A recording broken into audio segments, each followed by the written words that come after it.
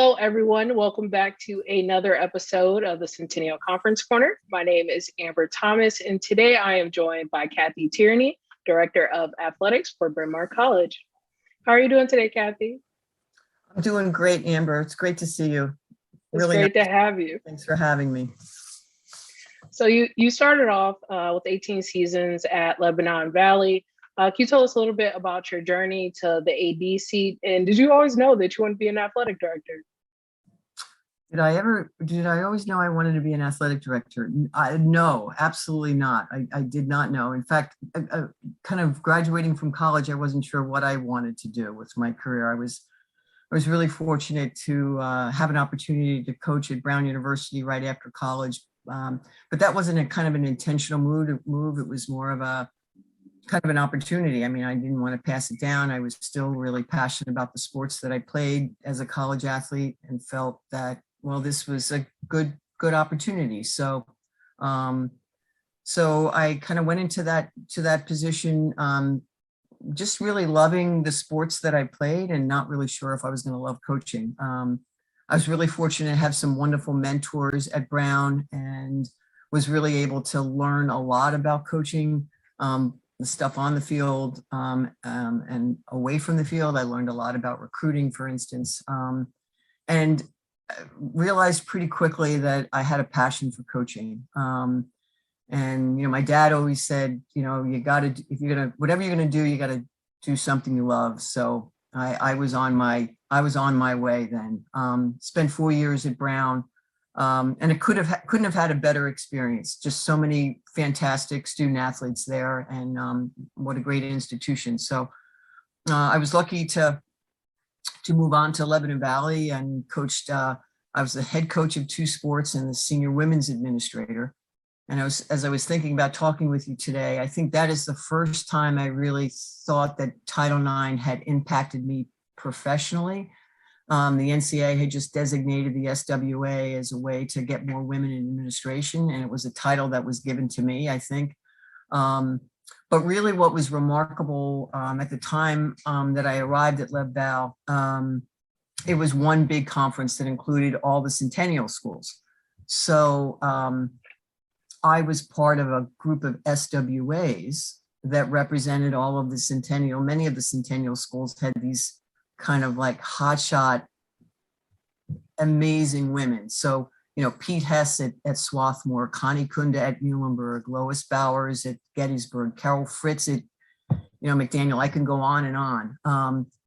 But I have a distinct memory of what those meetings were like with these powerful, smart, engaged, caring women. And I think that was the first time that I thought that administration had an appeal to me.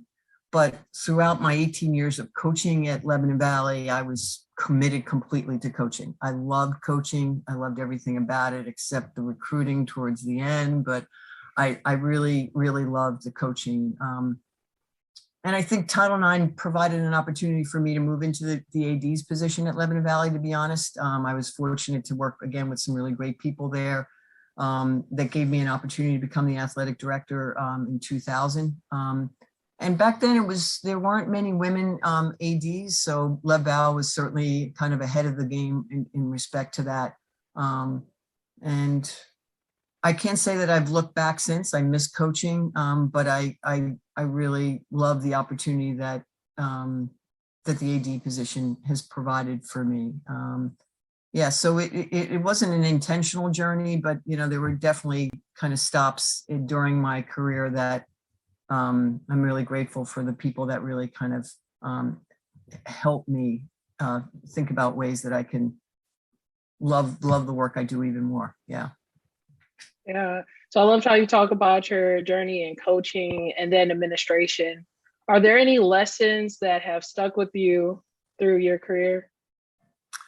Yeah, well, lessons. I mean, I think those of us that are involved in athletics at any level, we really recognize the opportunity that athletics provides from a kind of a growth perspective. So I think there is just enormous lessons, I think, out there for all of us. But one that keeps coming back to me, and I think really was impressed upon me through my coaching, was when people are given a chance, they will surprise you. And I guess I learned this from athletes, that they will surprise you and contribute to the team or to their own development in ways that you never expected. They'll surprise themselves, they'll surprise you. And I think sport is fantastic in providing that opportunity every day. You know, every day you come out there and, hey, you could surprise yourself. You could surprise your teammates, you could surprise your coach or your colleague. And I've always kind of believed that you really want to give people an opportunity to be surprised. Keep encouraging them, keep supporting them, and don't set limits. And again, I think sport allows us to kind of refocus that every day, every season. So I would say that that's probably the biggest thing that I take from my career. Yeah. That's a gem. So I know we have some young people out there who may be interested in going into athletics, maybe even athletic administration. What's one piece of advice that you would give to them? Well, I would say do it. Go for it. I think don't undervalue your skills, your abilities, and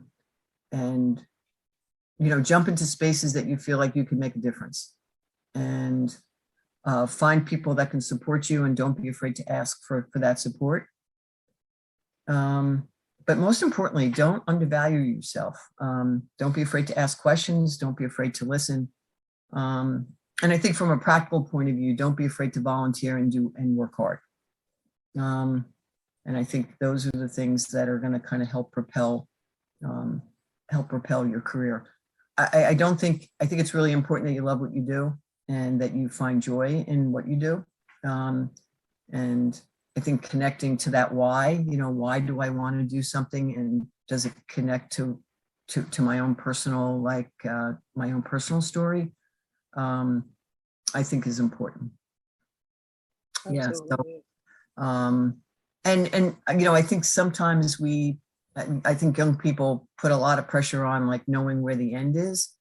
Don't worry about the end. Just really try to get to the beginning and try to kind of experience that and fully kind of engage in that, and let the journey go. Let it go.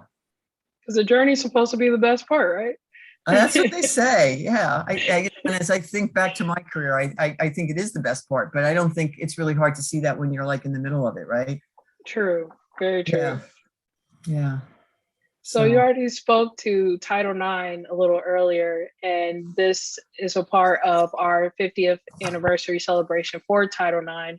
Why would you say Title IX is so important, especially almost 50 years later? Wow, 50 years. Yeah. I mean, it's in some ways it's amazing. Things took so long, but it's also, I think, more amazing to me of the transformative change that's happened in 50 years since the passage of Title IX. I graduated from high school in 1975. So, I really did not see the benefits and the outcomes of Title IX. So some of the things that I think Title IX has really impacted are the way that women think about their educational opportunities, the things that they study, getting into more colleges and more educational opportunities. Youth sports is now accessible to most young girls. I do think that we're really missing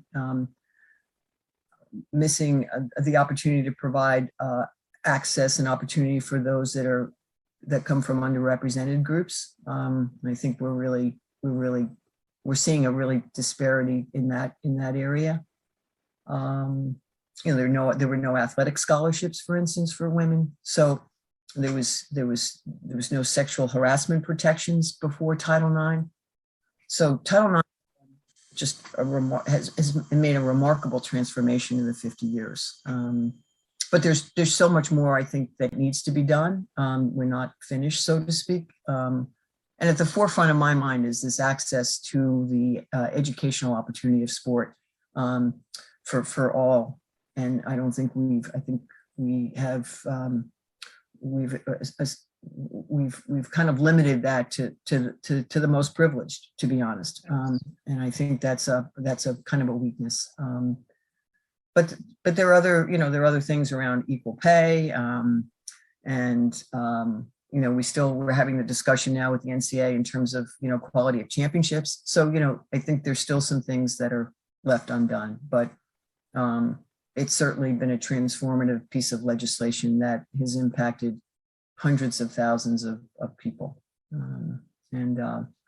know my professional life would be dramatically different without Title IX.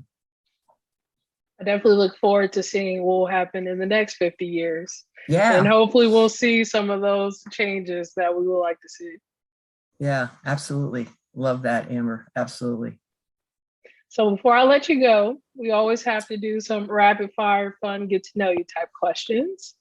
So since it's the holiday season, I have to know, what is your favorite winter or holiday tradition? Wow. Well, I grew up in a family where we celebrated Christmas. My mom and dad loved the holiday of Christmas. And as our family expanded to include spouses and children, we have continued the dramatic gift giving tradition. And now we've kind of expanded that to include people outside of our family, which has really been great. So I would say that it's the kind of this gift giving tradition that we have on Christmas morning that has become so special to us as a family. Yeah. Yeah. So who or what would you say is your biggest inspiration? That's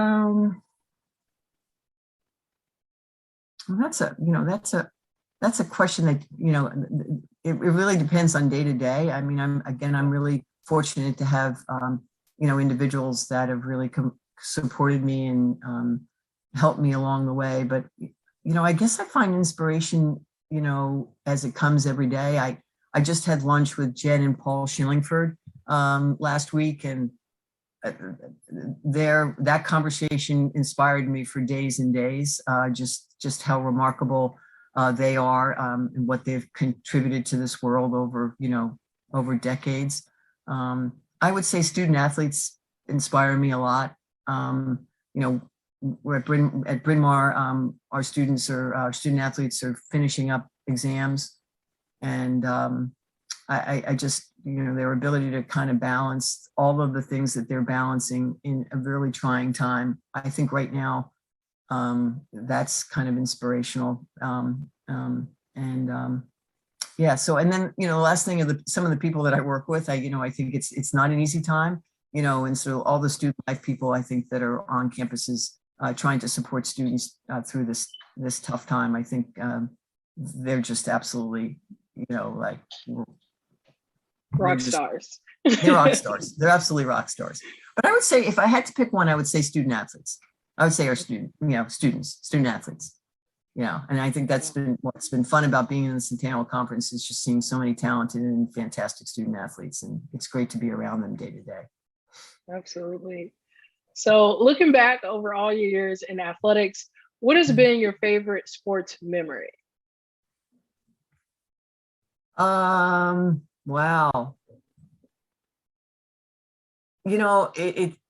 I don't know if I have a sports memory. I guess so I played quite a bit of field hockey, and I coached field hockey for many years, and had the opportunity to play with a group of women from the time that I was a young player to when I was like, an adult, an older person.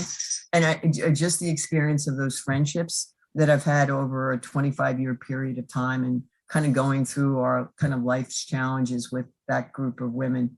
I think that's definitely a kind of a memory that kind of sticks with me.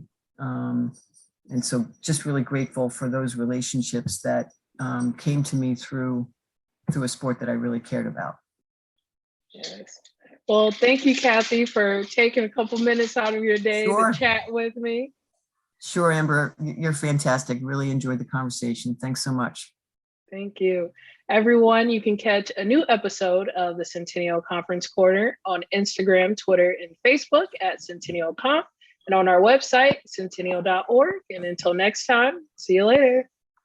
Bye. Happy holidays.